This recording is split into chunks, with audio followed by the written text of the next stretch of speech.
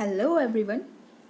आज हम class 8th की ज्योग्राफी का chapter 2 land, soil, water, natural vegetation and wild life resources को पढ़ेंगे। मैंने इस पार्ट में लैंड के टॉपिक को कवर किया है और बहुत ही इजी वे में उसको एक्सप्लेन किया है।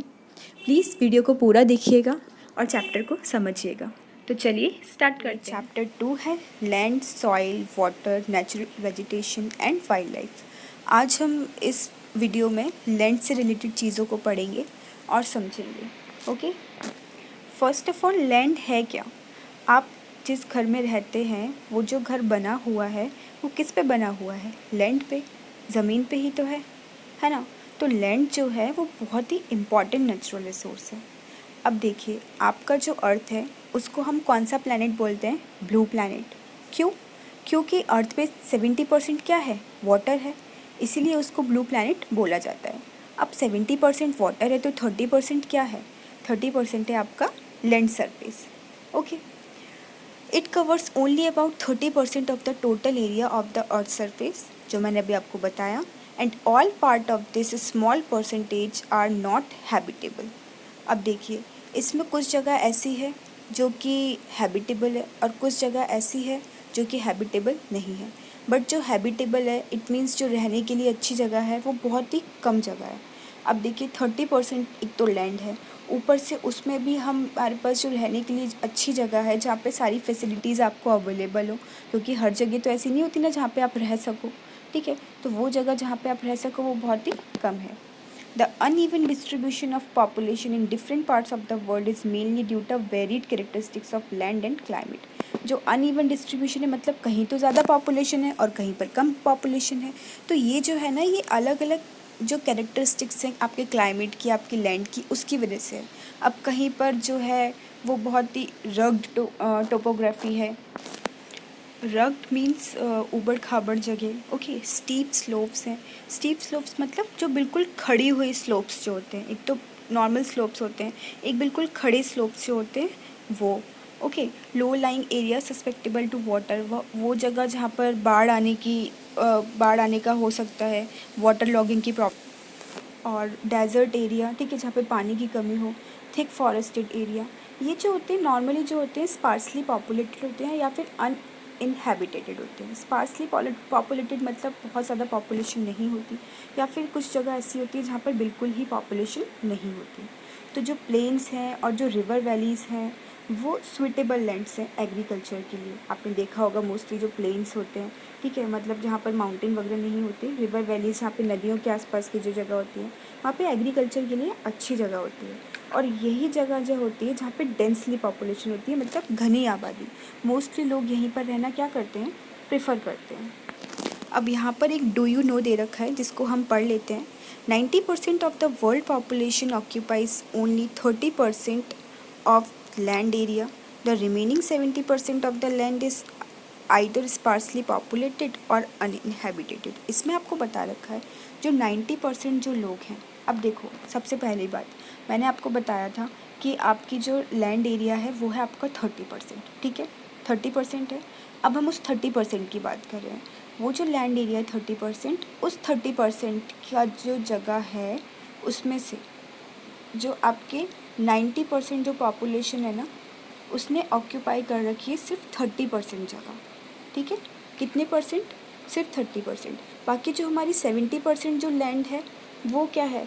वो रहने के लिए अच्छी जगह, मतलब अच्छी जगह इन द सेंस वहाँ पे रहना पॉसिबल नहीं है, तो इनहैबिटेड है, मतलब हम वहाँ पे रह नहीं सकते, सर्वाइव नहीं कर सकते। या फिर कुछ जगह ऐसी है जहाँ पे बहुत ही कम लोग रहते हैं, तो ये चीज़ आपको दे रखी है। Next is land use.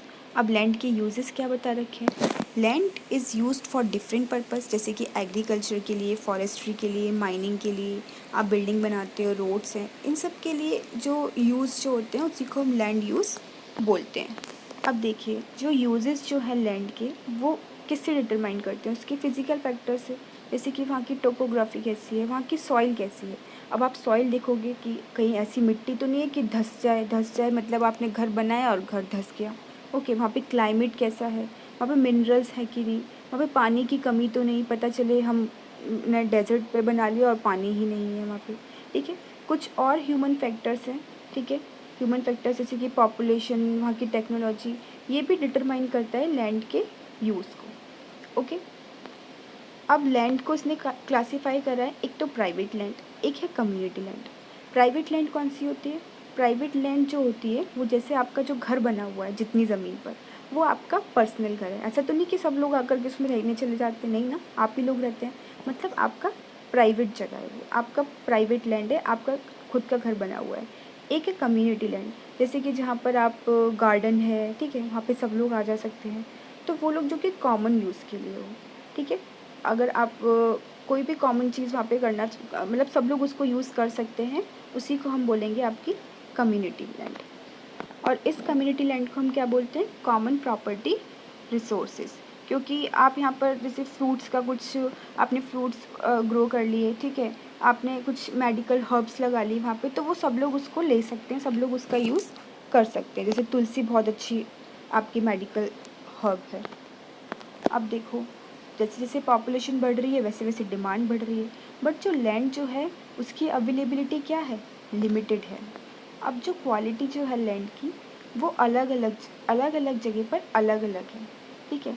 Now people started encroaching the common lands to build a commercial areas. अब जो है लोगों ने स्टार्ट कर दिया कमर्शियल एरियाज़ के लिए बनाने के लिए, अपने घर बनाने के लिए अर्बन एरियाज़ में। अर्बन मतलब जो शहरी जगह हो, रूरल मतलब जो गाँव की जगह हो। And to expand the agriculture, और उन्होंने एग्रीकल्चर बढ़ाना शुरू करा रूरल एरिया में, अपने गाँव में। Today the vast changes in the land use pattern also reflect the cultural changes in our society. आज के टाइम पे आपको बहुत सारे कल्चरल चेंजेस देखने को भी मिलते होंगे। Land degradation, landslide, soil erosion, desertification, ये सब मेजर थ्रेट्स हैं किसके लिए? इन्वायरमेंट के लिए। क्यों? क्योंकि जो एक्सपेंशन जो बढ़ रहा है, मतलब एग्रीकल्चरल एक्टिविटीज़ जो बढ़ रही हैं, कंस्ट्रक्शन साइट्स जो बढ़ रही हैं, लोग इतना ज़्यादा कंस्ट्रक्शन कर रहे हैं, इतनी सारी एग्रीकल्चर प्रैक्टिसेस हो रही है, उसकी वजह से क्या हो रहा है? लैंड डिग्रेडेशन हो रहा है, लैंड स्लाइड्स हो रही हैं, सॉइल इरोजन हो रहा है, डेजर्टिफिकेशन हो रहा है। तो हमें क्या करना चाहिए? हमने अपनी लैंड को कंजर्व करना चाहिए। अब कंजर्वेशन ऑफ लैंड रिसोर्सेज। अब देखो, जैसे जैसे पॉपुलेशन बढ़ेगी, लोगों को रहने के लिए क्या चाहिए? जगह चाहिए। तो जो लोग क्या कर रहे हैं कि जो फॉरेस्ट एरिया है, जो फॉरेस्ट है, उसको जंगलों को काट रहे हैं, वहाँ पे बिल्डिंग्स बना रहे हैं, ठीक है। तो इससे हम क्या कर रहे हैं? हम अपने नेचुरल रिसोर्स को हार्म कर रहे हैं, ठीक है। तो हमें क्या करना चाहिए? हमें, अगर आप एक जगह से पेड़ काट रहे हो तो आप दूसरी जगह पे पेड़ लगाओ, आप अफॉरेस्टेशन करो, पेड़ों को लगाओ, रेंट करो, रेगुलेटेड यूज़ जो है केमिकल पेस्टिसाइड्स एंड फर्टिलाइज़र्स का, उसको चेक करो। ओवर ग्रेजिंग, जो जानवर जो ओवर ग्रेज जो करते हैं उसको चेक करो। तो अगर हम इस चीज़ों को बैलेंस करके रखेंगे तो आप अपनी लैंड को क्या कर सकते हो? कंजर्व कर सकते हो। लैंडस्लाइड्स। अब देखिए लैंडस्लाइड्स क्या होती हैं। Landslide simply defined as the mass movement of rock, मतलब बहुत सारी रॉक्स, डिब्रीज, मतलब जो कूड़ा कचरा जो होता है वो फिसलता हुआ एक स्लोप से, ठीक है, मतलब पहाड़ों पे से जो गिरता हुआ आता है, मतलब रॉक्स गिर रही है, पत्थर गिर रहे हैं, कूड़ा कचरा जो गिर रहा है, उसी को हम बोलते हैं landslide. They often take place in the conjunction with earthquakes. अब देखो लैंडस्लाइड कब भी हो सकता है, अगर अर्थक्वेक आ जाए, फ्लड्स आ जाए या फिर वैल्कनो, ठीक है, इन सब के साथ भी लैंडस्लाइड होता ही है नॉर्मली। और लैंडस्लाइड वैसे भी हो जाता है। बारिश हो रही है बहुत तेज़ तो भी बहुत लैंडस्लाइड हो जाता है। उससे क्या हो जाता है, जो पानी का जो फ्लो होता है, अगर कुछ गिर जाएगा, उसमें पत्थर गिर जाएंगे, कूड़ा कचरा गिर जाएगा, तो जो फ्लो है वो क्या कर देगा? ब्लॉक कर देगा कुछ टाइम के लिए, ठीक है। और जब वो ब्लॉक कर देगा तो हैवक, मतलब तबाही हो सकती है, ठीक है। तो ये चीज़ जो नीचे के जो डाउन स्ट्रीम में, मतलब जो लोग वगैरह रह रहे हैं, ठीक है, उन लोगों के लिए बहुत ही नुकसानदायक भी होता है। अब इसमें एक केस स्टडी दे रखी है जो आपको बता रखा है कि एक बहुत ही मतलब बहुत ही तेज़ वाली लैंडस्लाइड हुई थी, जो कि पंगी विलेज है, कहाँ पर? रहकोंग में, जो कि किन्नौर डिस्ट्रिक्ट है, हिमाचल प्रदेश। वहाँ पे अराउंड डैमेज हुआ था 200 metre stretch of old Hindustan Tibet road. यहाँ पर 200 मीटर स्ट्रेच में हुआ था, जो कि NH-22 है। ये लैंडस्लाइड जो हुई थी, जो हम ब्लास्टिंग करते हैं ना माइनिंग के लिए, तो उसके लिए उस टाइम पर ये जो लैंडस्लाइड हुई थी। अब देखिए कुछ जगह ऐसी होती है जो बहुत ही कमज़ोर होती है, ठीक है, तो वहाँ पर अगर आप ईद कर रहे हो तो नॉर्मली लैंडस्लाइड वगैरह इन सब का होने का रहता है, क्योंकि जो वीक जोन्स होंगे वहाँ पर क्या हो सकता है, डैमेज होने के चांसेस ज़्यादा रहते हैं, ठीक है। तो ये आपको केस स्टडी दे रखी है। अब mitigation mechanism advancement in scientific technique has empowered us to understand what factors cause landslide. अब देखो क्या क्या कारण हो सकते हैं लैंडस्लाइड के, तो कुछ मिटिगेशंस आपको बता रखी हैं। जैसे hazard mapping to locate areas prone to landslide, hence such areas can be avoided for building settlements. कुछ जगह ऐसी हैं जहाँ पे नॉर्मली लैंडस्लाइड होती ही होती है, वो बहुत ही वीक जोन्स हैं, तो वहाँ पर आपको जो बिल्डिंग्स आप बनाना चाहते हो, जो सेटलमेंट्स हैं, वो बनाना आपको अवॉइड करना चाहिए। मतलब वहाँ पे ये चीज़ें नहीं बनानी चाहिए, क्योंकि हमें पता है कि यहाँ पे नॉर्मली लैंडस्लाइड होती है, तो यहाँ पर डर है, ठीक है, लोगों के लिए नुकसानदायक हो सकता है। आप कंस्ट्रक्शन कर सकते हो ऑफ रिटेंशन वॉल का, तो जो ताकि स्टॉप लैंड फ्रॉम स्लिपिंग, जो लैंड का जो स्लिपिंग जो है वो भी क्या हो सके, रुक सके, ठीक है। Increase in the vegetation cover to arrest landslide, मतलब आप क्या करो, पेड़ लगाओ, पेड़ लगाओगे तो रूट्स जो होती हैं वो सॉइल को क्या कर लेती है, जकड़ लेती है, तो उससे भी लैंडस्लाइड नहीं होगी, ठीक है, और सॉइल इरोजन भी नहीं होगा।